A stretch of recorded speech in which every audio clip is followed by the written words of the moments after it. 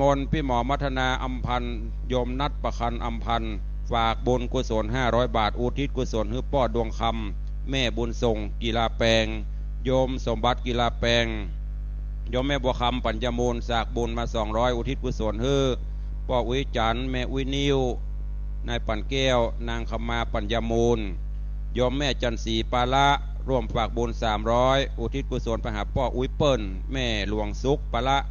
นายอนนท์ปาละโยมแม่จันตาคำจินะเหล่าประฝางร่วมทำบุญ200อุทิศกุศลป้อเกิดไม่เกิดเจ้ากรรมนายเวรโยมแม่ดวงเนตรปีนตาร่วมโมทนาบุญ300อุทิศกุศลให้ป้อน้อยคำตันแม่จันดีสุวรรณกันธาป้อเจริญแม่คำใสครูนเรศปินตาป้ออุ้ยพัดแม่คำมูลลืมบงป้อเกิดไม่เกิดเจ้ากรรมนายเวรเตบุตรเทวดาโยมแม่สายทองมณีวันร่วมบุญกุศล300อุทิศกุศลให้ป้อสมแม่นวลมณีวันนายอินเนตนายพดุงนางบัวผันมณีวันนายวัฒนพงศ์นายชัยมงคลนางนุจรีชัยวัฒนาพิพัฒน์แม่กองพันตุ่มอินร่วมทำบุญอุทิศกุศล300อุทิศกุศลไปหาป้ออุ้ยหลานแม่อุ้ยไฝป้อดีแม่มอยสีเข้มป้อชุมพรตุ่มอินป้อเกิดไม่เกิดเจ้ากรรมนายเวรโยมแม่บรีเกษมพันธ์ร่วมทำบุญฝากเฮือสะเปา100อุทิศกุศลให้ป้อสุชินแม่คิมแก้วจันนายเจิดรุ่งแก้วจันโยมแม่ไข่แก้วใจขจักร่วมฝากบุญกุศล800 บาทอุทิศกุศลฝากไปถึงดวงวิญญาณป้อวิมาแม่อุ้ยเอ้ยใจขจักป้อเกิดไปเกิดเทบุตรเทวดาเจ้ากรรมนายเวรแม่สมมณีวันนางบุญศรีเมืองแก้วฝากบุญไป200อุทิศกุศลให้ป้อสุกนายสมศักดิ์มณีวันแม่ป้านเมืองแก้วป้อวันเมืองแก้วนายนรินทร์นิมานันนายทองอยู่มณีวันป้อน้อยแม่แก้วเรือนหินมาลัยบ้านตำนักร่วมฝากบุญกุศล300อุทิศกุศลให้ป้อตาแม่ลูนสมเด็จนายเสมานายสุวรรณนายแก้วสมเด็จโยมแม่ปราณีพยัคฆ์ไคหพลหนองแต้นสันปะตองฝากบุญในเฮือสะเปา300อุทิศกุศลให้ป้ออุ้ยสิงแม่อุ้ยอ่อนทิพาทองป้อหนาน100 ตรีชันชัยพยัคฆ์ไคหพลป้อสีโทนตะนังบ้านน้ำทงฝากบุญในเฮือสะเปา500 บาทอุทิศกุศลไปหาป้ออุ้ยมาแม่อุ้ยแก้วตะนังโยมเข็มจีราบุญรอดฝากบุญ150 บาทอุทิศไปหาป้อปรัสเนาะแม่พิมพาบุญรอดป้อบุญหลงณละปูนป้อจันวิราชป้อคำแม่จันดีกันทราชป้อเกิดไม่เกิดเจ้ากรรมนายเวรโยมป้ออเนกแม่มณีโยมอนันต์วิญญรัตน์ฝากบุญในเฮือสะเปา500 บาทอุทิศกุศลไปหาพระทองคำธีระธรรมโมป้ออ้ายทรงแก้วแม่พัดพรหมพริงป้อปรีดาจันทรังสีนายอนนท์วิญญรัตน์แม่ครูเหรียญทองจันทีฝากบุญในเฮือสะเปา800 บาทอุทิศกุศลไปหาป้อวิตาลแม่วิตาสารวินป้ออำนวยจันทีนายบุญรัตน์สารวินแม่สุบรสใจโตฝากบุญเฮือสะเปา200อุทิศกุศลไปหาป้อวิตาลแม่วิตาสารวินป้ออรุณใจโตป้อไหมแม่ยอดเรือนช่างขายฝากบุญในเฮือสะเปา100อุทิศกุศลไว้ไปหน้าครอบครัวนายประเสริฐนางวรรณาจำฤทธิ์นายอรุณนางสาวธันดรีเด็กชายพระรันวิทย์จารุพัฒนิยมฝากบุญอุทิศไปหาป้อเกิดไม่เกิดเจ้ากรรมนายเวรเทพบุตรเทวดาฝากบุญไปหาวิโตวิดีปัญญาแปลงป้อวินันคำแม่สุกปัญญาแดงวิแก้ววิแปงพาทขันปลานายพรเทพนายจำรัดจำฤทธิ์แล้วก็ถวายทานไว้ไปหน้าถาดนั่นหมายมีแม่บัวแก้ววรรณศรีพร้อมลูกหลานอุทิศกุศลฝากไปหาป้อแก้วสุวรรณศรีป้อบุญปันแม่จันวันนายอินคำวรรณศรีถาดนั่นหมายมี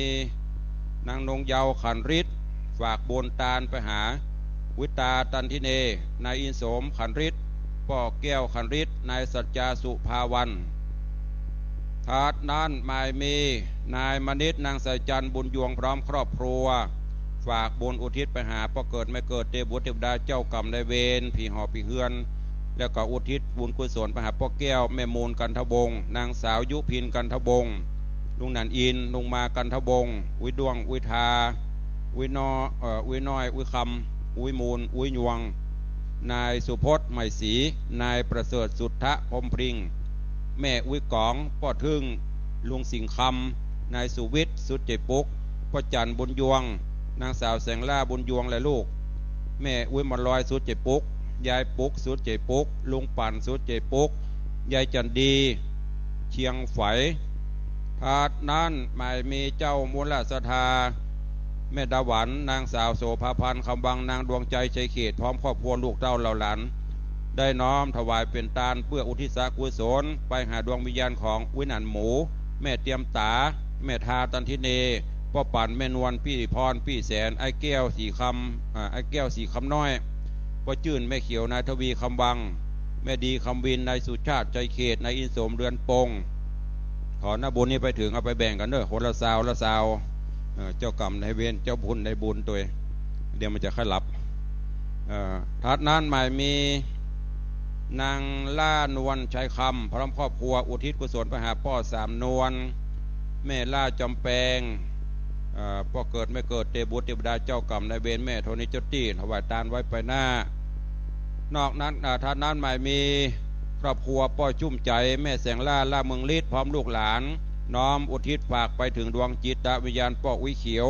แม่อุ้ยปานล่าเมืองฤทธิ์พ่ออุ้ยรอดแม่อุ้ยดีใจเสมอนายปรีชาล่าเมืองฤทธิ์นายสิทธิพงษ์ดุจานุทัศน์ว่าเกิดไม่เกิดเทพบุตรเทวดาเจ้ากรรมนายเวรพี่หอพี่เฮือนพระพรหมเจ้าตี้ทัดนั้นหมายมีป้อมูลแม่คำตันฟูและลูกเต้า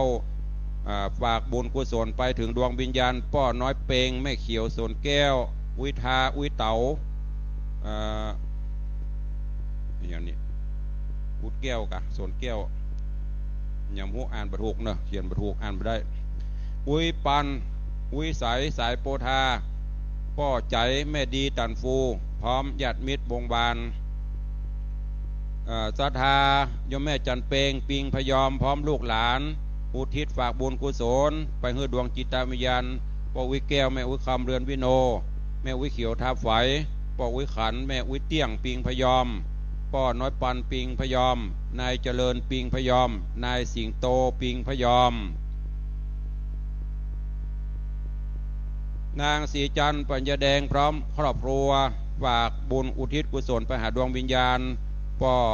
นันทาปัญญาแดงแม่แสนปัญญาแดงนายประสิทธิ์ปัญญาแดงตลอดจนพ่อเกิดไม่เกิดเทพบุตรเทวดาเจ้ากรรมนายเวร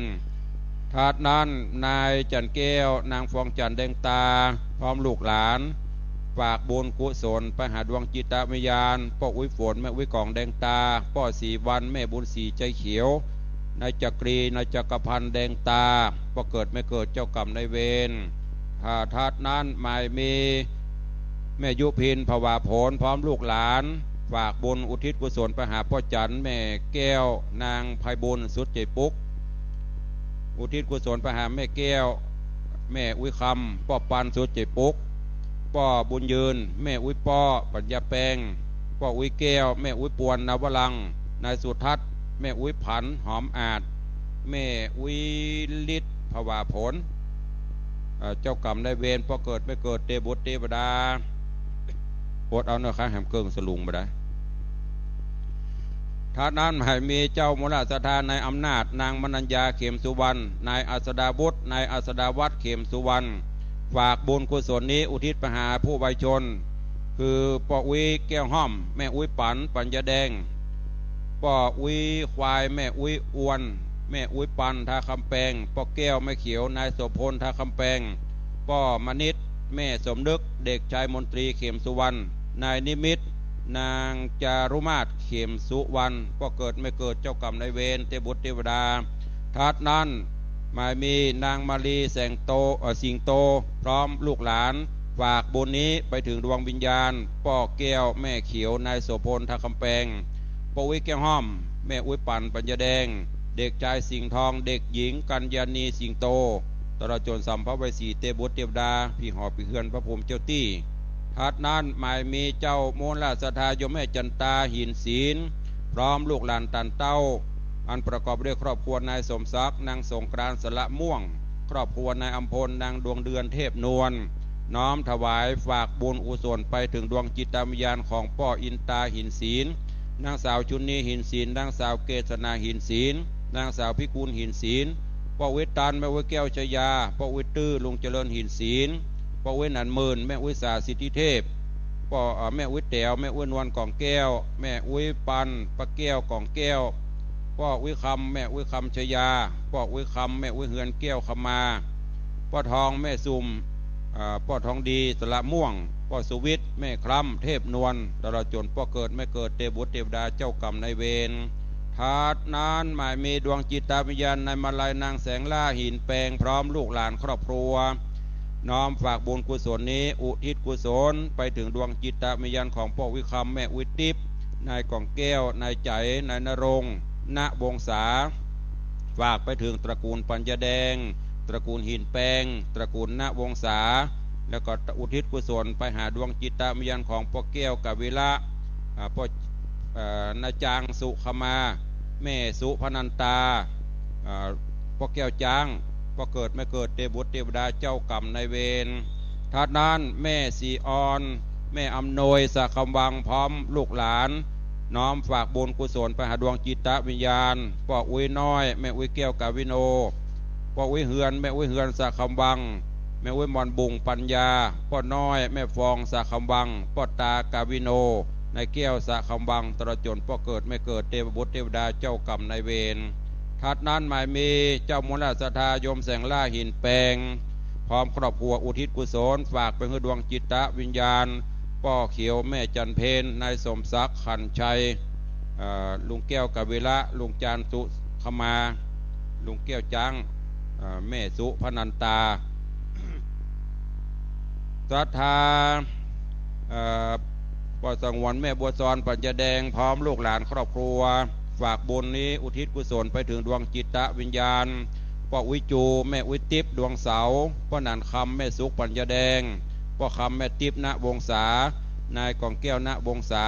นางวงเหรียญหมอกเมืองตลอดจนญาติมิตรสุริยตระกูลญาติพี่น้องพ่อเกิดไม่เกิดเทพบุตรเทวดาเจ้ากรรมนายเวรนอกนั้นก็มีนายสมศักดิ์พ่อสมศักดิ์แม่จันตาแก้วคำจานายสุริยาแก้วคำจานางสาวจันหอมนายสุทธิพัฒน์แก้วคำจาเด็กหญิงสุภัสราแก้วคำจาฝากบุญนี้อุทิศกุศลไปถึงดวงจิตวิญญาณพ่อวิแสนแก้วคำจาแม่วิจินแก้วคำจาแม่วิลอยสุจิปุกแม่วิน้อยตื้อกันทานางผงตื้อกันทานายจวนหรือว่านายจวบปากลางนายแดงปางกลางตลอดจนพ่อเกิดไม่เกิดเจ้ากรรมนายเวรทาดนั้นเจ้ามูลราชธานนายพิรูลนางเสียงล่าบุญรัตน์และครอบครัวฝากบุญนี้อุทิศกุศลไปหาดวงจิตวิญญาณพ่อแก้วแม่เขียวนายโสพลทาคำแปงพ่ออุ้ยแก้วแม่อุ้ยปันปัญญาแดงพ่ออุ้ยควายแม่อุ้ยอวนแม่อุ้ยปันทาคำแปงพ่ออุ้ยบุญแม่อุ้ยติ๊บบุญรัตน์พ่อปันแม่ชุ่มใจบุญรัตน์และพ่อเกิดไม่เกิดเจ้ากรรมนายเวรเทพบุตรเทวดาทัดนั้นนายอินทร์หอมชื่นพร้อมครอบครัวฝากบุญนี้ไปถึงดวงวิญญาณของพ่อเมืองแม่ปันหอมชื่นแม่สาณวงศาพ่อเกิดไม่เกิดเทพบุตรเทวดาเจ้ากรรมนายเวรทัดนั้นหมายมีนายประชันนางสีพันณเชียงใหม่พร้อมโดยนางสาวนุจรินณเชียงใหม่นางสาวนัทบรินณเชียงใหม่ทำบุญอุทิศฝากบุญนี้ไปถึงดวงจิตวิญญาณพ่ออุ้ยแก้วห้อมแม่อุ้ยปันปัญญาแดงพ่ออุ้ยควายแม่อุ้ยอวนท่าคำแปงพ่อแก้วแม่เขียวท่าคำแปงพ่อนันดีแม่ติ๊บณเชียงใหม่แม่วันเพ็ญกาวิละนายโสพลท่าคำแปงนายสมเพชรณเชียงใหม่นายทองคำสิงโตนายจำรัดเกียรติยศปัญญาตลอดจนพ่อเกิดไม่เกิดเทพบุตรเทวดาเจ้ากรรมและนายเวรพี่หอพี่เฮือนพระภูมิเจ้าตี้ทัดนั้นหมายมีนายนิกรนางยุพินชยารักษานางสาววาสนาชยารักษาฝากบุญนี้อุทิศไปถึงดวงจิตวิญญาณพ่อเปงแม่หลวงท่าคำแปงนายมิตรท่าคำแปงนายบุญเสกท่าคำแปงนายกิตติพงษ์อำนาแม่จันตา ขันที่มาพ่อจันแม่ขันแก้วชยารักษาพ่อหอมแม่คำเมืองใจนายนิคมชยารักษาพ่อเกิดไม่เกิดเทบุตรเทวดาเจ้ากรรมนายเวรทัดนั้นหมายมีแม่นางแสงล่าเมืองใจพร้อมครอบครัวฝากบุญนี้อุทิศกุศลไปหาดวงจิตตะวิญญาณพ่อทาแม่ยวงวงชัยมนนายอนุรักษ์หรือครูมดเมืองใจตลอดจนพ่อเกิดไม่เกิดเทบุตรเทวดาเจ้ากรรมนายเวรทัดนั้นหมายมีนายมากนางวีนาทาคำแปงฝากนางสาวชนันทรัตน์ทาคำแปงฝากบุญนี้ไปถึงดวงจิตตวิญญาณพ่ออ้ายแม่ใบสีใจพ่อเปงแม่หลวงทาคำแปงทัดนั้นสุดท้ายหมายมีนายประเสริฐพ่อประเสริฐแม่ละดีหินแปงพร้อมลูกเต้าฝากบุญนี้อุทิศกุศลไปหาดวงจิตตวิญญาณพ่อแก้วแม่จีนสุดใจปุกพ่อเว้นนันมาแม่อุ้ยแปงอุ้ยกลางอุ้ยน้อยอุ้ยจันเตจะนายรัตนางสี่พันนางปานายทองสุดใจปุกพ่อโมนแม่นวลนายอินนายดวงดีหินแปงพ่ออุ้ยโมนอุสุดใจปุกแม่เฮือนอินพิบาลเทบุตรเทวดาพ่อเกิดไม่เกิดเจ้ากรรมในเวรเจ้าบุญในบุญและพ่อบุญศรีแม่คำแดงกุลนาเลยอุทิศกุศลเฮือยาติพี่น้องผู้ล่วงลับดับขันไปอันนี้เจอเนอะตุลุงได้ประกาศไปแล้วเนอะรอกระเดียวเนอะรอกระเดียวนั่งรอนอนรอให้กับเดียวกระเดียวได้กินละใจเย็นๆได้กินแน่วันนี้ อันโมติมได้มีชื่อก็ไปบอกเขาคนเดียวเนอะไปซ้อเอาคนเดียวอันนี้ตามรายชื่อเดียบ่มีแล้วกันกับพ่นบอกให้เอามาก็บอกเอามาดื้อนี่มาเข้าใจเร็ว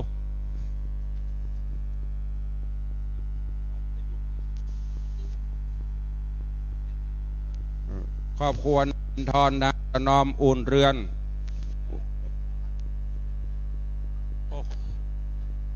ได้ก็ประกาศชื่อก็ไม่ได้กินง่ายหรือร้านนี้อันนี้เปเปื้อนไปปวงนายอินทร์นางประนอมอุ่นเรือนอุทิศกุศลไปหาพ่อจุ้มแม่เรือนคำนายสิงคำปัญญาแดงอุ้ยมูลอุ้ยสุกอุ้ยปออุ้ยผายแม่คำตุ้ยปออินอุ่นเรือนนายบุญมาคำราพิษเจ้ากรรมนายเบนผีหอผีเฮือนพระภูมิเจ้าตีเตปาอาหักมาขจายพ่นรอชื่อกูยังบ่มีไม่ได้กินนะพ่นนะขจายรอแกงฮังเลไม่ได้กินง่ายวันนี้มันม่วนเนอะใจเย็นๆต่างบ้านต่างจองก็ไปซีเรียสเพราะมันออกสถานีตัวเองแม่แก้วดีมาณผันทำบุญนี้ฝากไปหาดวงจิตตะวิญญาณของพ่อวิวันแม่อุ้ยมาใจคำฟูตลอดจนทำบุญไปหาดวงจิตตะวิญญาณสามิกาลูกเต้าเราหลานญาติพี่น้องผู้ล่วงลับดับขันไปนี่เป็นรายชื่อรายนามมูลสถานเนอะเอาละตอนนี้ไปจะได้เทศนาธรรมเนอะพี่น้องศรัทธาต่างบ้านต่างจองจื่นอกจื่นใจแล้วเนาะได้ยินชื่อเสียงเรียงนามเปตาวิสัยที่ห้องเพิ่นมาก็รอแล้วเนอะรอตำแหน่งวัดพ่องรอในวัดนี่พ่องปตว่าหยับเงียบอย่างตากฝนพ่องก็เดียวอดเอาเทศนาธรรมคนละปุก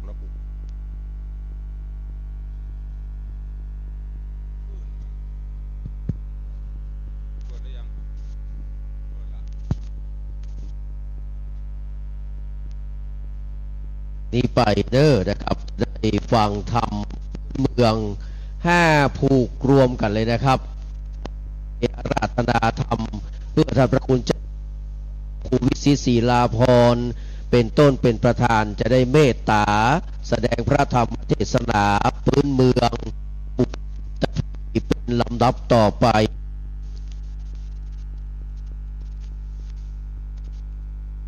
ธรรมโม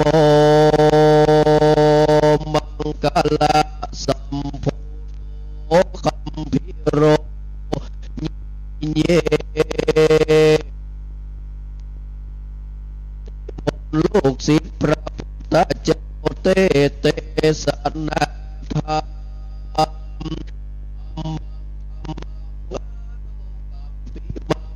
จังพระธรรมนังก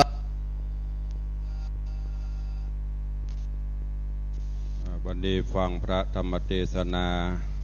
หลายโภคมีตึงเปตาพรีมหามลนิพพานมาลัยโพธนิพพานสูตรเนอะเพื่อที่จะได้ไปโพธไปภายดวงจิตวิญญาณท่านทั้งหลายที่ได้โมทนาสาธุฮับแล้วก็เชิญทุกท่านได้ตั้งอกตั้งใจฟังพระธรรมเทศนาณโอกาสบัดนี้นะโมตัสสะภะคะวะโตอะระหะโตสัมมาสัมพุทธัสสะสุลนามะเหเนยังพุทธเศธังนะเมตวาพุทธกัตตัสสะสกกัจจังธัมมัญจาสังคัญจานะเมตวาสกาลจนาปตังมาลัยญะนามาวัตถุปรมัตถะเวจิตังอารัปปิสังสัมมาเสติดูราสัพพุริสตังหลายอาจารย์เจ้าตนแปลงกำปีมาลัยอันนี้หากตั้งไว้คือเป็นตีไว้และสักการะบูชาแก่คนและเทวดาทั้งหลายเพื่อฮือหายโอนตะลายตั้งไปในและไปนอกตุกดาวขอคันทะสีมาโดยกำปีมาลัยอันนี้และนาตามอัตถกถาแห่งบาทนักผัดเจ้าตั้งหลายเปิงหูดังเจ้าวิสัชนาไปนานิเตนะมิตวาผู้คามก็ไว้ยังพนะบโลกุตระธรรมเจ้าเก้าภาการกับตังพระปริยัติธรรมดวงบานงามผาเสดอันบังเกิดแต่พระอุรานามิตวาผู้คาก็ไว้ยังพระอริยสงฆ์ตนทะลงจตุปริสุทธสินไสอาจตนปฏิบัติตามรอยพุทธบาทสัพพัญโย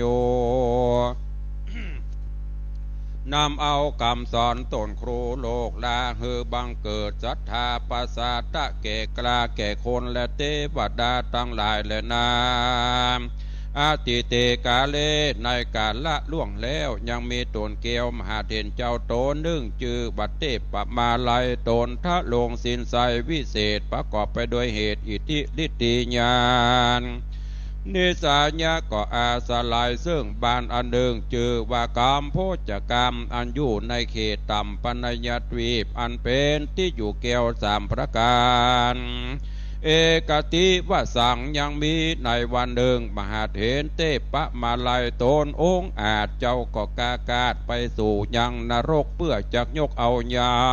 งฝูงเพศอันใดสังเกตไว้เมินนานประวิสิตว่าเจ้าก็เข้าไปสู่สำนักแห่งพระยมพิบาลวันนั้นและในเมื่อพระยมบราชหันแล้วยังตนแก้วเต้ปมาลัยก็พาสะไหลแจงจอดฉลาดรู้รอดทุกอันว่าพันเตข้าไว้เจ้าตน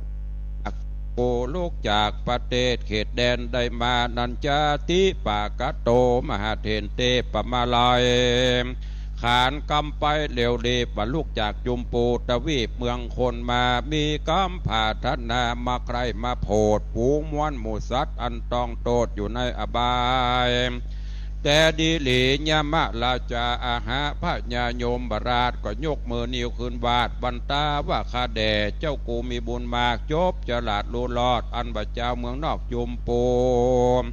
เขายังดูกระทำบุญมีมากหรือกระทำบาปมีหลายอันจาเตสัตตาอันบัสัตทั้งหลายม้วนวันมากเขาราคาไว้เมืองคนเปล่าโตนมาอยู่มาสู่ห้องอบายก็มีมากหลายเหลือล้นเขาบ่ได้โป้นก็คือพวกกระทำเบน5ประการรอถ้าพระโตนบ้านบ่เศร้าคืออริยเมตไตรเจ้าจักมาโพดและนาตี้นั่นมหาเถรเทพมาลัยโตนทะลงศีลใสวิเศษเจ้าก็ได้รับแจ้งเขตแล้วก็ลีลากากาจากนรกมาสู่มนุษย์โลกเมืองคนแล้วก็ได้นำเอาข่าวบุญกูลอันนั้นมาบอกยังหมู่ประชาบ้านทั้งหลายแล้วโยมพิบาลเจ้าก็สั่งผู้ท่านเจ้าเอาคำนี้ไปบอกแก่เจ้าเมืองนอกจุมปูคือเขาเร่งรีบกับตำบลฮือตาลหยาดน้ำอุติสะไปหาม และขอฝากบุญไปบอกเขาจะได้กระทำปานาติบาตอย่าเข้าอำนาจตันหาจะได้มีใจโมหะโลภเอาของต้านจะได้เล่นจุผัวเมียต้านจะได้จุไล่กำโซนส่ออย่าดื่มน้ำเหล้าล่อยาเมาอย่ากวนเก๋าด่าจีตีพรามใจหามด่าปอดตีแม่จะได้ตัดไม้สลีมหาโพธิ์จะมั่งเกี้ยวโกรธจะดีจะกระทำหายพิขุนเองกระตามเฮือเลือดตีนพระเจ้าออกจูงปากันประกอบเฮือเป็นหิตานุหิตาปากันมันพิจารณาจำเลินเมตตาภาวนายังเตบตูดปาตังแห่ไปก็จะได้เป็นบุญเป็นคุณไปแก่กรานำไปสู่จันฟ้าและเนรปานขอนิมนต์ตันเป็นเจ้าเอาความนี้ไปบอกแก่เจ้าเมืองนอกจุมปูแดดเตอะเทโลเมื่อนั้นมหาเถรเจ้าเทพปะมาลัยก็ได้นำเอาข่าวสารนี้แล้วเจ้าก็มาถือโอกาสเจียนจาไปบอกแก่อุปาสกาอุปาสิกาทั้งหลายว่าอุปาสกาอุปาสิกาเฮ้ยจูงปากันดาฟังยังกำเฮาจะได้บอกกล่าวตามที่ได้รับหูข่าวคำสั่งมหาแห่งฝูงสัตตาเพศใหญ่อันอยู่ในนรกใหญ่น้อยบ่ฮู้กี่ร้อยกี่หมื่นกี่แสนเข้าปากันแผ่กรรมมหายังหมู่พี่น้องอันอยู่ในแห่งห้องเมืองโคนขอป้ากันเมตตาหมู่ฝูงเพศใหญ่เฮือได้ใจใฝ่จมบานมีสัทธาตานรักษาศีลจำศีลกินตานทำบุญหยาดน้ำอุทิศกุศลไปหาฝูงสัตตาหมู่เพศเฮือเขาได้พ้นจากเขตอบายเฮือได้ปากันยกย้ายสู้สวรรค์ไปเตรียมตันแทบไกลโตนท่านไทยอินตาปุจจาที่วิเศษคือว่าพระเกศแก้วจุลมณีสาลีมหาธาตุจะเฮือได้ขาดจุวันศีลแดดเตอะว่าอันแต่นั้นเมื่อได้สั่งกรรมแล้วก็หาได้กากาดแก้วไปสู่อาวาสโตนวันนั้นแต่แรกแต่นั้นไปอันบาโหเจ้าทั้งหลายปาการเว้นจากกรรม5ประการบอกกระทำปณาติบาตบอกฆ่าสัตว์ละของต้านบ่เล่นจูบ่จุไล่หลอกลวงไผ่บ่ดื่มกินสุราเมลัย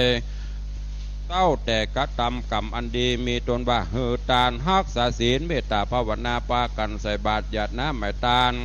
ไปหาฝูงหมู่เพศเมื่อเขาพ้นจากเขตอบายก็มีวันนั้นแลนิติตังขีญาเทศนายังมาลายโพดโลกกับบังโกมสมเรศเดอันทะมายังโรมะเสสาธุสาธุสาธุท่านพระคุณเจ้านะครับอันมีหลวงพ่อพระครูวิสิตศิลาภรณ์เป็นต้นเป็นประธานได้เทศธรรมมาลัยโพธิ์โลกเป็นต้นจบลงไปแล้ว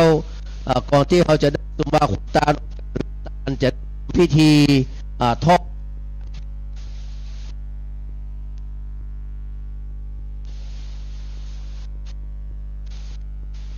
เอาสุมาตานกันเนาะ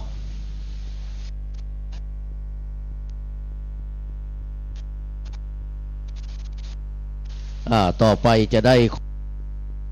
โอกาสเนาะนะครับวันนี้เป็นวันพิเศษหังวันตามิสัพพวัตถุตานังสัพพังโตสังคัมมะทะเมพันเตสาธุสาธุโอกาสะการแด่สัพพเยืองเครื่องครัวตานพร้อมสหบริวารมวลมากตัวทุกภาคนานาอันสมณะศรัทธา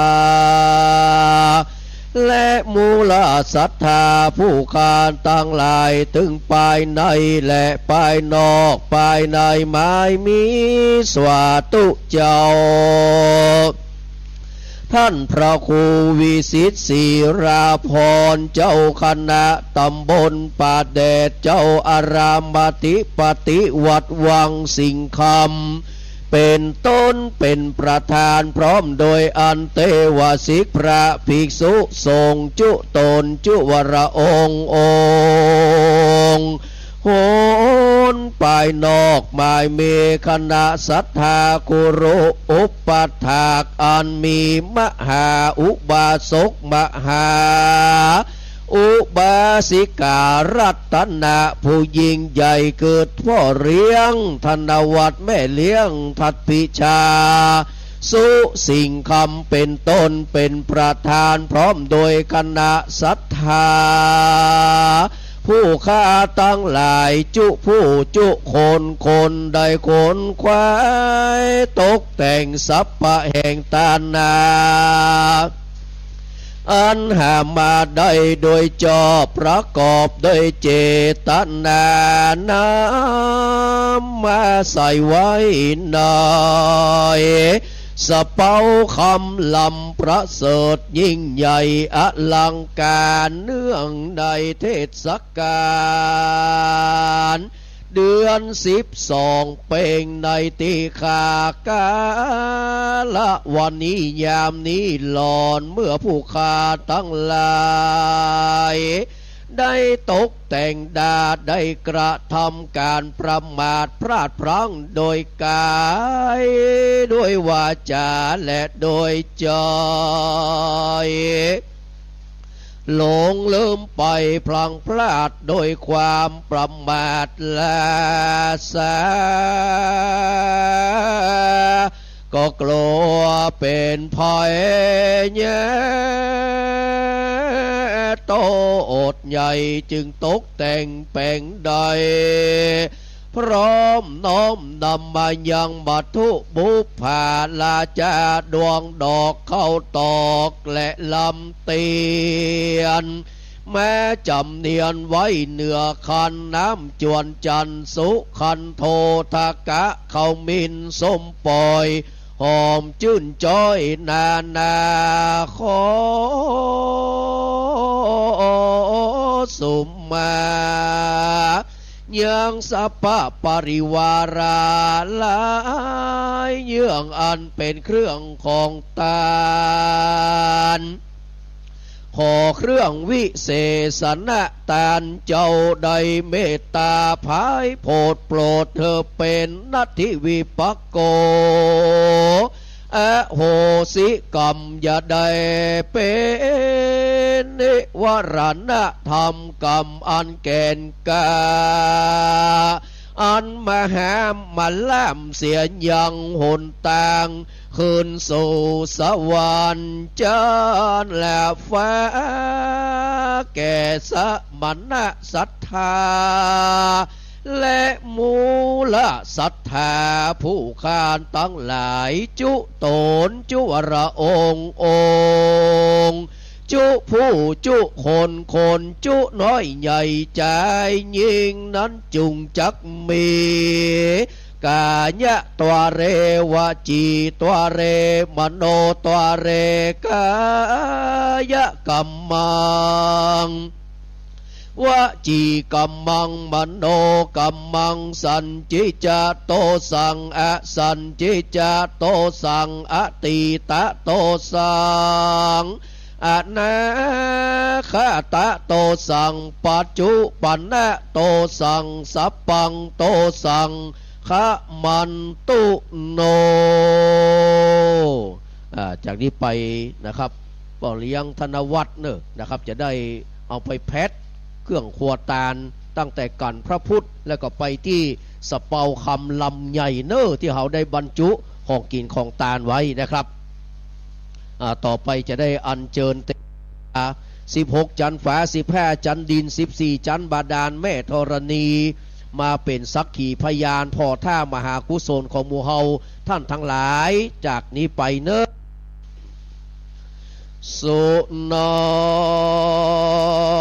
นโตพลโตเทวานาการาชาอินโทจะยมราชากัปปาระราชาธรเนจาคุตตาพิธานาอวาสารักขาปุพการามาตาปิตาปุญญังโนวรัตนาเศรษฐ ตัสสะมาตุมเหหิอนุโมตมานาพลโตเตวะสังฆานโยฟังโดราฟูงเทพเต้าอันอยู่ด่านดาวเขตคงคายแผ่นดินไกลอากาศกว้างโลกจักรวาลไพรพระนม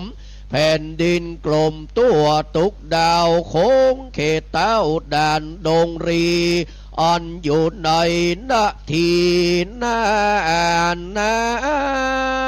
ำทุกเถื่อนทำสระสลี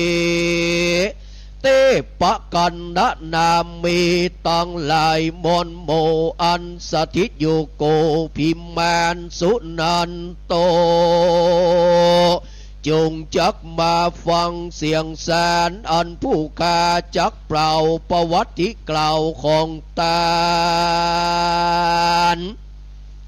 ตั้งเทวดาอันรักษายังขันธสันดานของสมณะศรัทธาและมูลศรัทธาผู้การตั้งหลายจุผู้อันรักษายังเกหา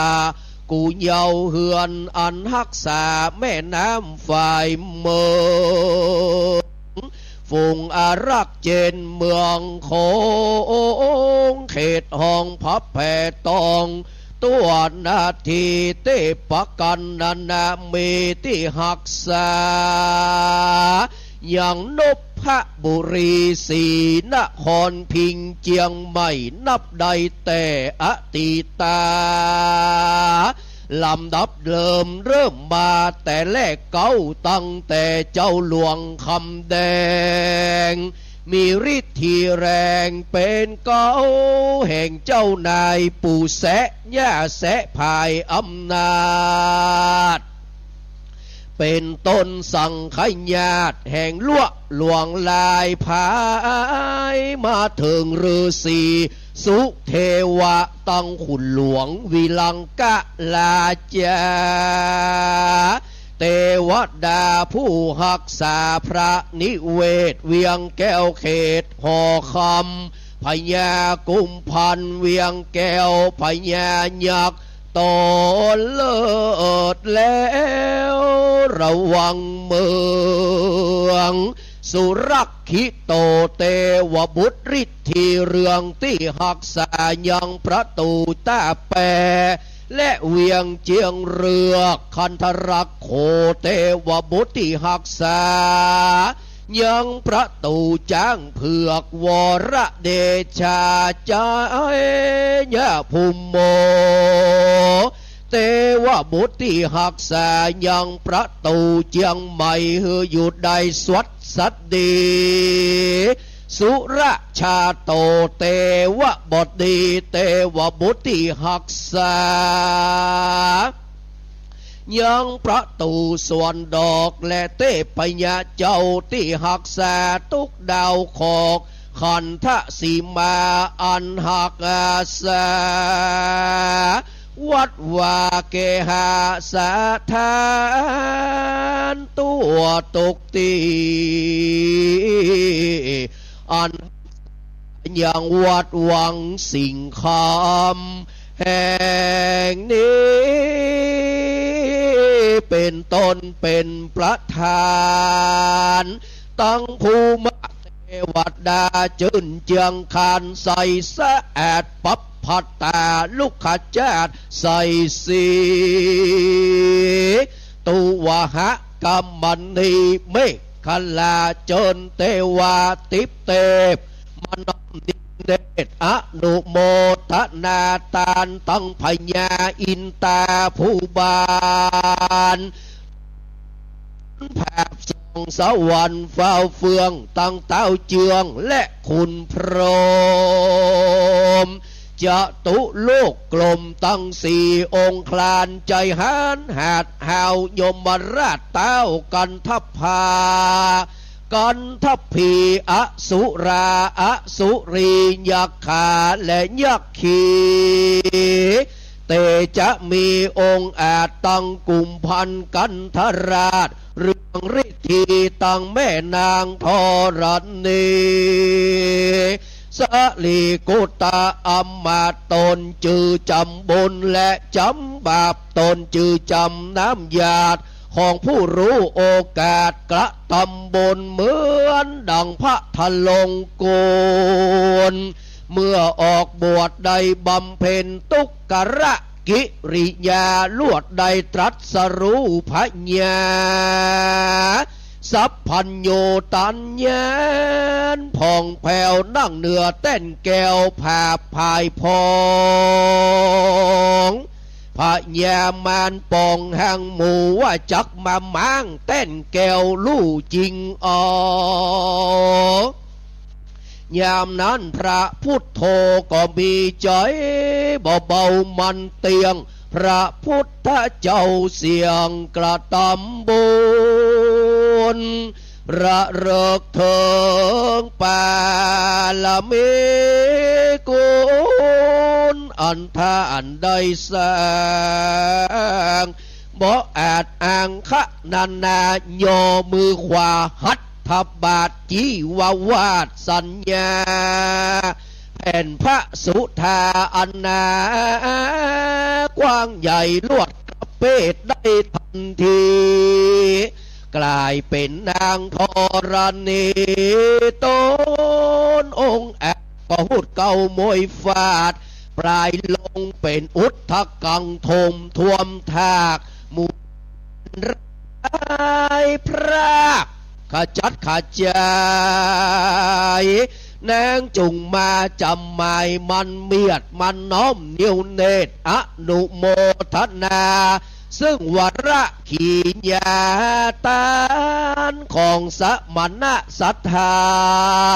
และมูลศรัทธาผู้คานตั้งหลายตามความเป็นจริงขอนำเอาชื่อแห่งใจยิ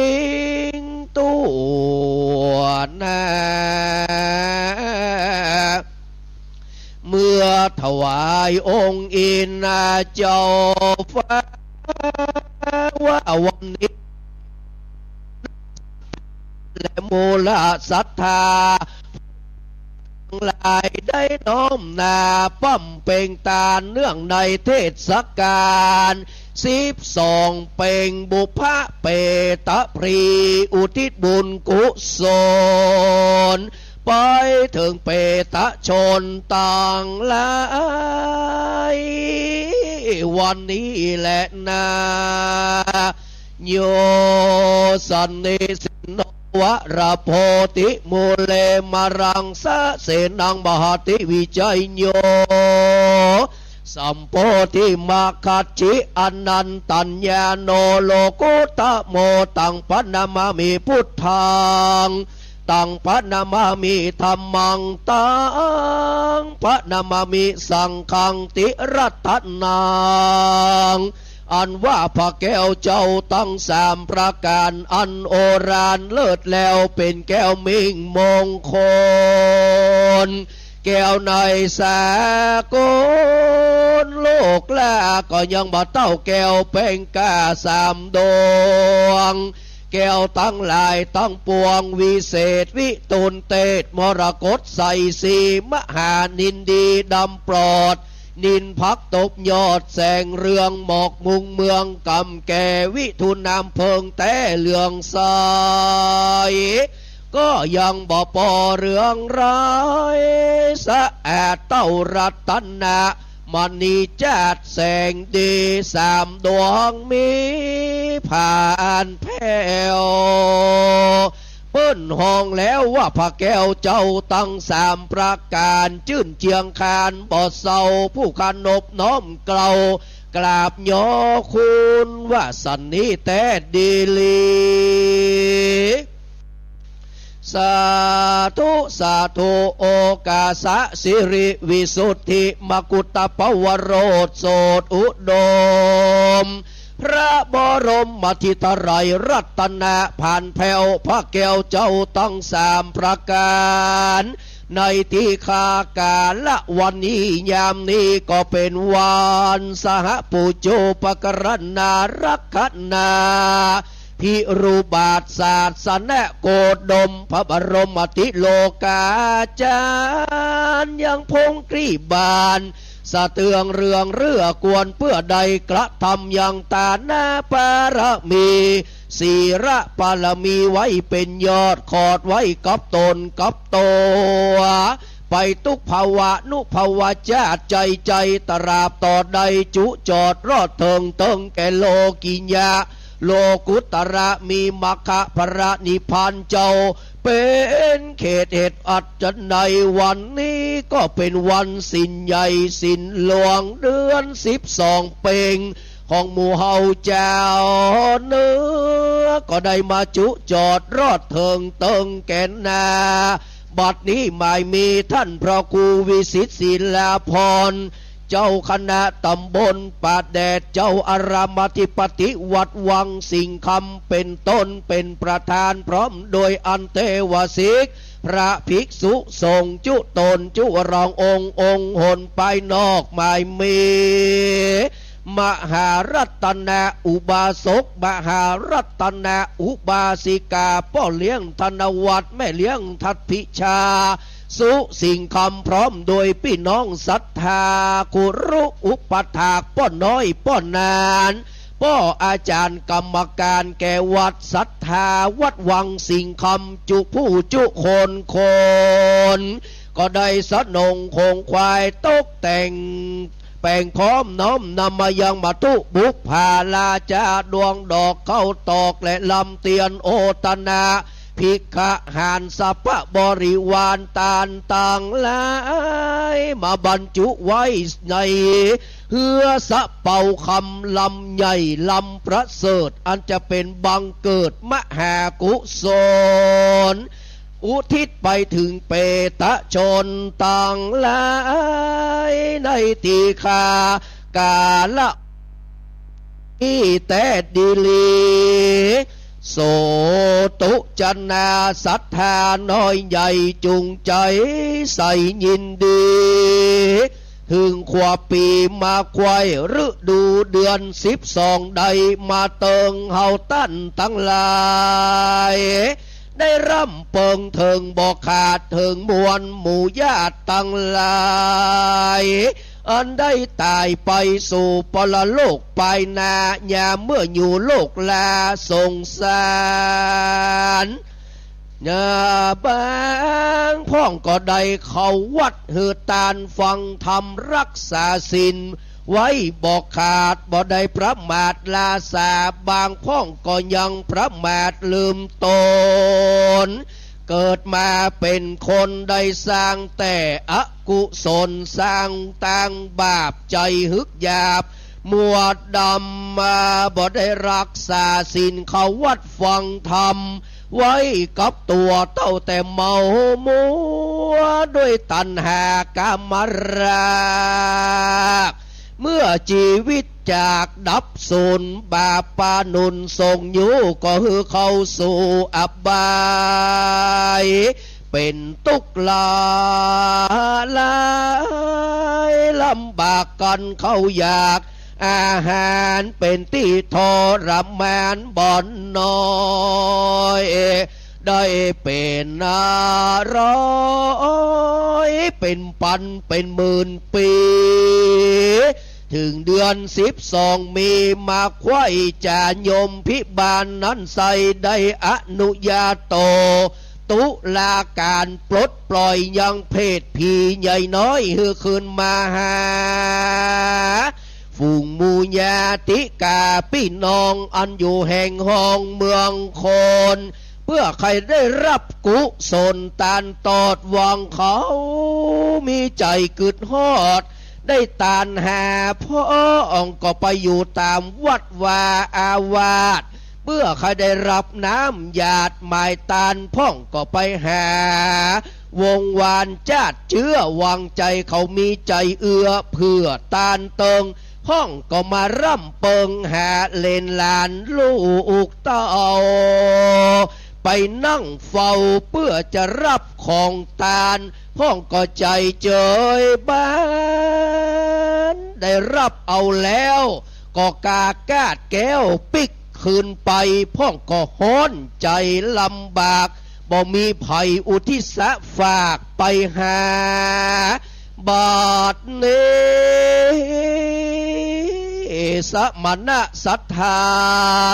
และมูลศรัทธาผู้ค้าจึงได้น้อมนาปั้มเป่งกุศลเทิงเปตะชนผู้ล่วงลับดับพรากจากกายาอันเป็นวงศาคณาญาติได้ดับชีวิตจากตายไป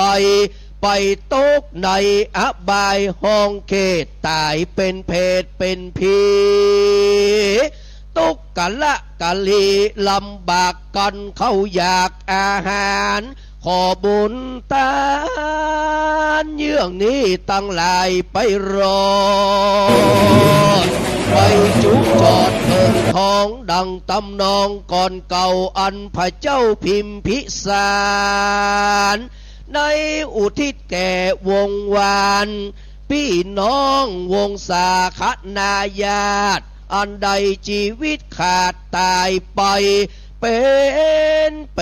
ตะวิสัยเป็นผีเป็นเพศอยู่ในเขตอบายขอหือญาติตายของหมู่ผู้ฆ่าได้พ้นจากติญยากได้พรากจากตังพานเถิ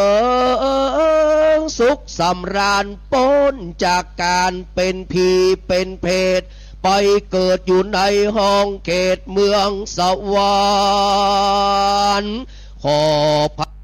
ผลตานใหญ่กว้างคือได้สมดังคำอ้างคำพาธนาที่หลวงพ่อ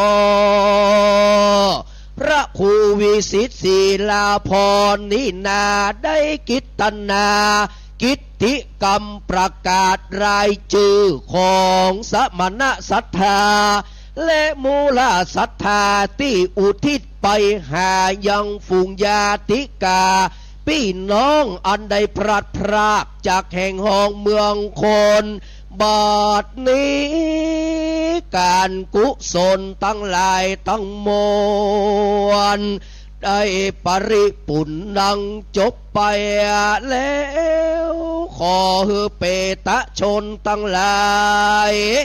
ได้มีจิตใจพองแผ้วยินดีปฏิฆหะรับเอายังกุศลของมหาสัตมันสมณะศรัทธาและมูลศรัทธาผู้การตั้งหลายแม้นว่าได้รับแล้วนำจิตตะดวงวิญญาณของตนไปเกิดเป็นเทวบุตรเทวดาในสวรรค์ชั้นฟ้าชั้นหนึ่งชั้นใดแล้วดังอันกอดดีก็ขอให้บุญญาราศีที่สมณะศรัทธาและมูลศรัทธาผู้การตั้งหลายได้กระทำในวันนี้จงไปเติมแถมสรีสัมปติทิพย์ยิ่งกว่าเก่าได้ร้อยเต้าปันปูนปุณณะเมื่อปลายโรนขอได้มาสั่งปิปักหักษายังสมณะศรัทธาและมูลศรัทธาผู้การตั้งหลายจุตนจุวรองค์จุผู้จุคนมีสรีติคาอายุมันยืนยาวอยู่คำจูดูแลยังวรพุทธศาสนาขององค์สลีสัมมาสัมพุทธเจ้าไปทุกภาวะชาติใจนั้นจุงจักมีกุศลบุญญาลาสีอย่างนี้ยังมีมากสมณะศรัทธาและมูลศรัทธาในสละเขาของจกใจคือเป็นตานก็ขอให้เป็นพระสารไปนาขอได้สมดัง พุทธกาถาว่าอายุวัฒโกขอให้หมู่ข้าตั้งหลายได้มีอายุจำเริญเกินกว่าร้อยธนวัฒโกขอให้มีเข้าของได้ใจซอยบอกขาดหายสุขวัฒโกก็ขอให้บุคคาต่างหลายได้มีความสุขกายและสุขใจและมีวันนะผิวพรรณงามถูกต้องมอกพอตาก็ขอเป็นพระบุญนาคือได้กำจูยังตนตัวของสมณะศรัทธาและมูลศรัทธาฉายาวิยะอนุปายินีคือเปรียบดังเงาและลมไปเจียมเนื้อเจียมตนเหมือนกันจุผู้จุคน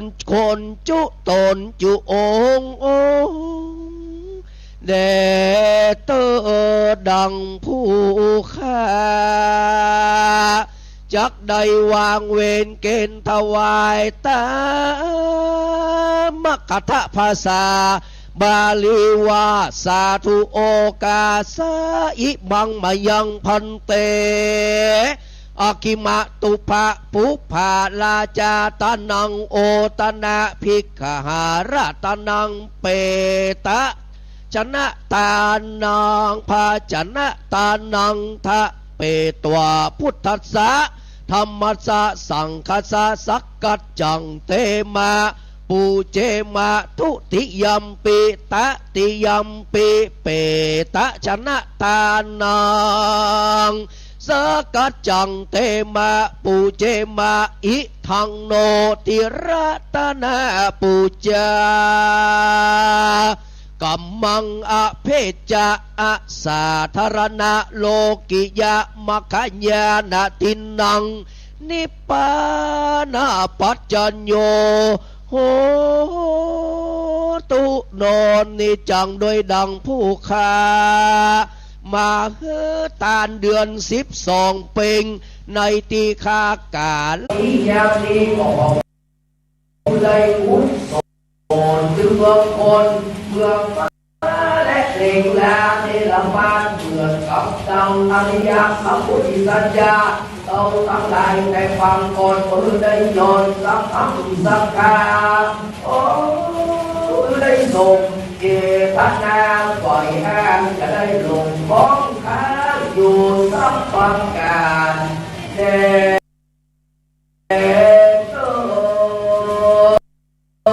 พุทโธโนธัมโมโนสังโฆโน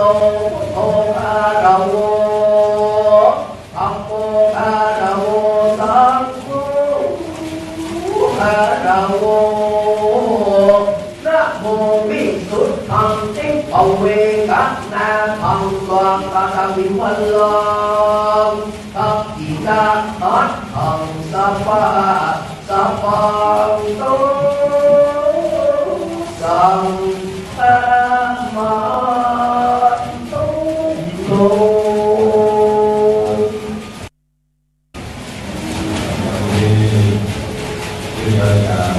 อาจารย์นำโดยเตทีโดยเตทีก็ได้กล่าวคือโครงการโดยการที่ปฏิรูปนำที่เราเอาเรียบร้อยตอนนี้ไปจะได้ต่อท่าความสุข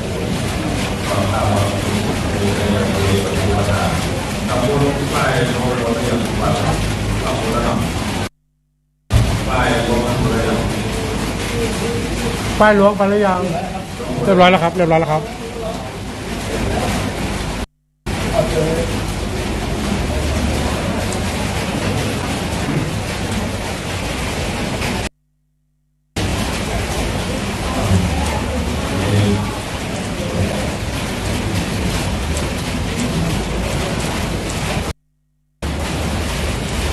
ริญพรเจริญตัวเองเจ้าดาวเรียนปฏิบัติเรียนวันศุกร์ต่างๆความให้มีการแสดงการปฏิบัติให้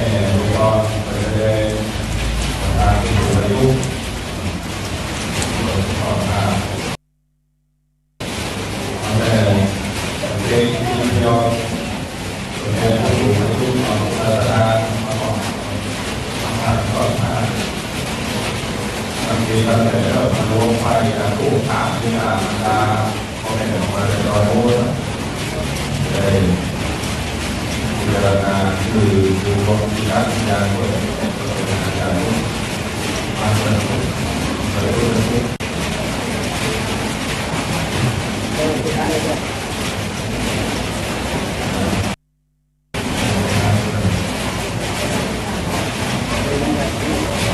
ดูอย่างนะอย่างอย่างอย่างใช้ทางที่นั่งดู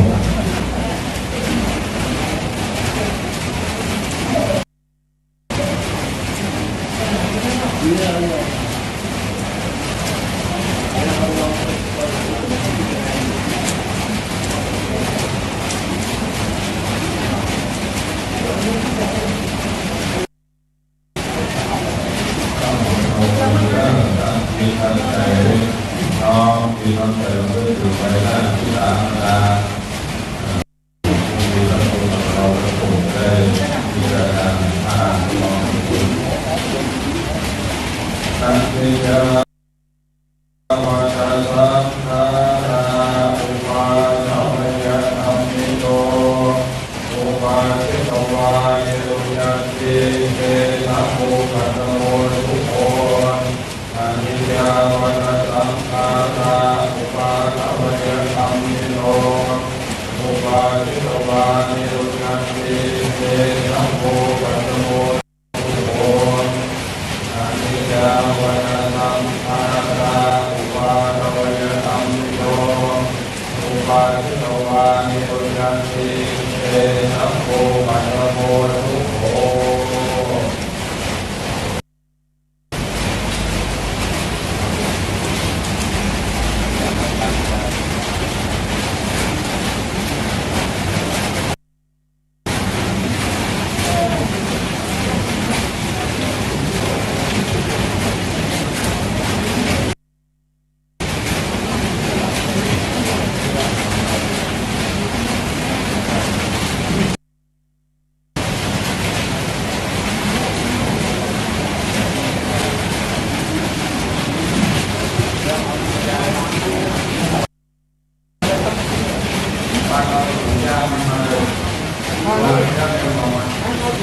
เอาอย่างเงี้ยมาแล้ว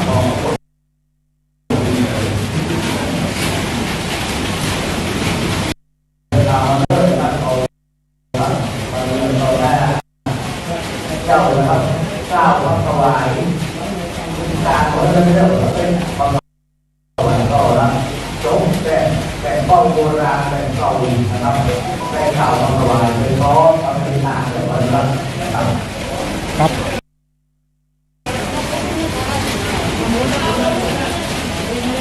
เราจะว่าที่การของประธานมาตอนนี้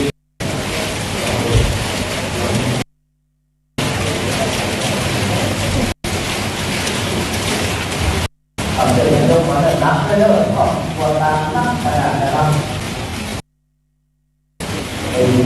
วันนี้นะครับการที่ท่านพระครูวิศิลาภรณ์ก็ได้ประกาศที่ไว้ที่โต๊ะก็เปิดมาก่อนโต๊ะมีใจเปิดมาผู้คนเลิกครับเกี่ยวกับเรื่องรางวัลใหญ่เลยนะทุกคนนี้นะครับ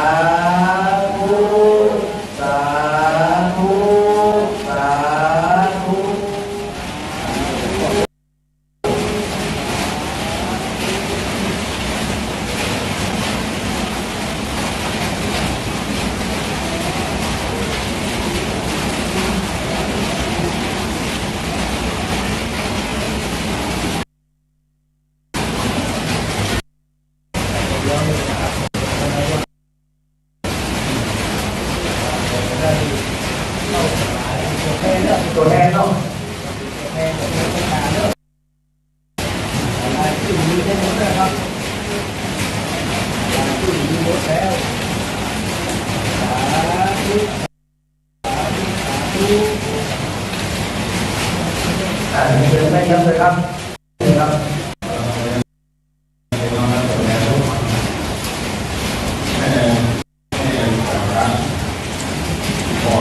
ตัวแทนตะกี้อ่ะมันได้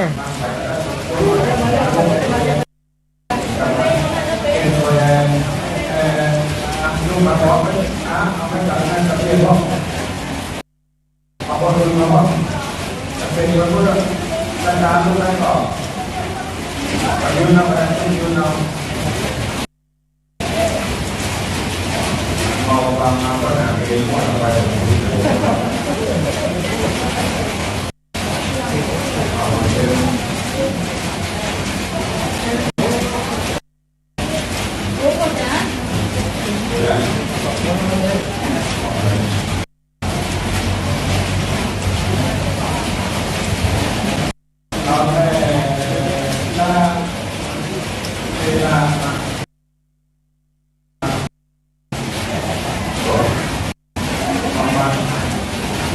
เป็นนี้อะไรชื่อในโอ้แล้วก็ตั้งปีหลังที่หาตามอาจารย์มาลงว่าในโบราณตั้งปีหลังที่หาบอกเก่าที่ห้องแต่โบราณโลยาที่มาสาธุสาธุที่เราได้ประเคนเป็นแรงตามเพราะว่านำโยกมาถวายอันนี้ลงไปรวมมาเรียบร้อยแล้วเป็นพอเราเริ่มไปเกณฑ์นะเกณฑ์เรียบร้อยแล้วก็สัปดาห์เดี๋ยวอย่าง5 นาทีได้ทีละรอผู้นอกประเทศที่เนี่ยผู้หลังเจ้าคนประเทศที่เข้าไปที่บุตรตอนนี้ไปก็จะได้รู้ก่อนนะความคงความใจแต่โดนกระดานเราทำจากตามบ้านทางสถานีวิทยุเออเราจะก็ของคณะสถาเรามีเอานี้ก็มีโยบริยนวัดบริยนวิชาจะเป็นการเป็นโยเป็นประธานของเราเป็นการขายเราได้ร่วมกันโต๊ะเป็นการประธานโดยเป็นข้อหน้าโมหน้างานต่างๆน้องจิตอธิษฐานถือบุญพ่อแม่ที่ต่างกันเป็นความกตัญญูนี้เลี้ยงมาตั้งแต่น้อยในหม้อสังฆราชที่ในหม้ออะไรโอ้โหก็ตามอะไรก็ตามเรื่องลองอะไรโอ้โหใจที่พ่อที่แม่ที่มองมานั้นก็มองเสมอดึงสมองลองดูเนี่ยมีการประมาณมันต้องมีขอแล้วก็เป็นเรื่องคนได้งานต่างๆได้แบบนี้ได้เข้าไปดูของใจตั้งนี้ก็ที่แม่เขาเกิดมาก็คือมาที่ต่างๆที่ที่ล้างเขาเป็นคนหายเครื่องแผลเมื่อเวลาเขาเป็นคนหายเครื่องเวลาที่ขึ้นดีกว่าแต่ผมก็โพสต์ว่ามาโรงพยาบาลต่างๆหรือว่ามาตรงนี้เราคุยด้วยของการของงานของทุกของทุกมาเปิดโรงงานอะไรไปตรงนี้เราไปในวันก็จะโรงงานเราดีเปิดน้องที่น้องจะโรงพยาบาลโรงพยาบาลเอกงานของเปิดหน้าโอกาสวันนี้เดินโอกาสในการตั้งใจคนน้ำน้องพรจะประสบองค์เองเป็นนำนำไปยะถาวาริวหาปุราภาริปุเรนติสาคารังเทวะเทวันติโตทินังเตตานังโมภะคะปะติอิทิตังปฏิตังตุมหังคิปะเมวัตมิจตุสัพเพปุเรนโตสังกปายัตโตปนะโสยะถามณิโชตินะโสยะถาเรวะชาโตตาภะโตโตอะเตชะ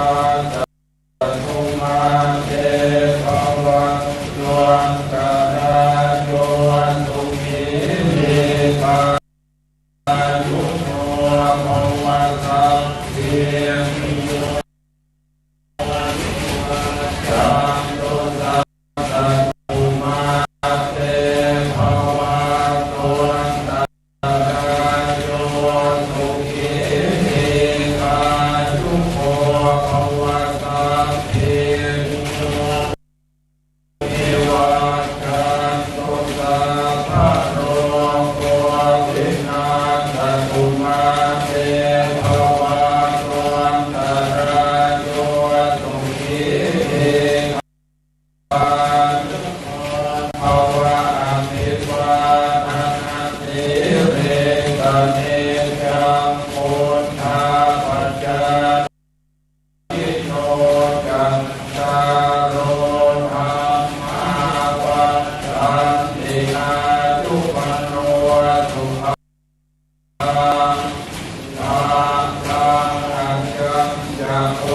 ตังกินาทิทินาเตกรัตตังทินาจังสทานันโตอุปกาปฏิโสยังนิทัสสิโนเมตาสุจาจันตาอุราตาปรัญจะพิโกตัมมโนปะกินนังจงเวหิตุญญัง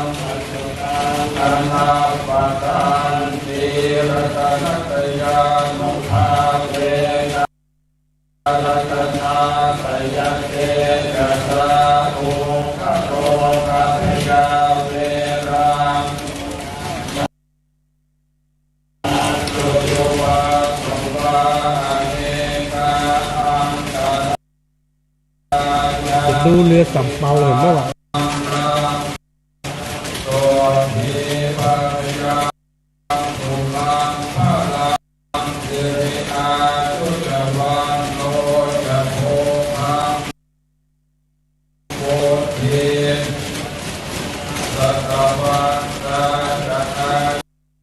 ยุจะจีวันติภิภวันตุเต